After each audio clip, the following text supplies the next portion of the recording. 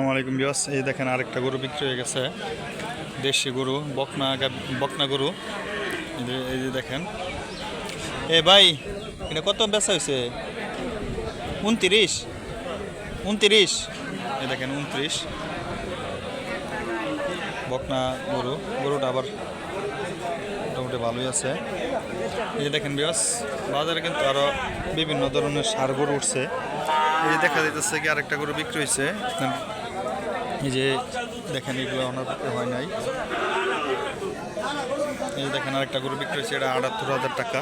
এই যে দেখেন, কুরবানির জন্য নেওয়া হয়েছে দেশি গরু। এই যে দেখেন কত ধরনের গরু উঠছে বাজারও বিকজ। এই যে দেখেন এইগুলা এখনও কুরবানির গরু মোটামুটি উঠছে, কিন্তু পুরোপুরি এখনও উঠা নাই কুরবানির গরু। এইগুলো কিন্তু পালার গরু। দেখেন বিকজ, আপনারা ইচ্ছা করলে এখান থেকে কুরবানির গরু এবং কি পালার গরু দুটোটাই নিতে পারেন কিনা।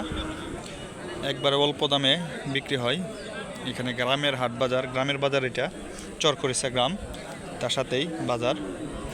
তবে আজকে এই পর্যন্ত, সবাই ভালো থাকবেন। আল্লাহ হাফেজ, আসসালামু আলাইকুম।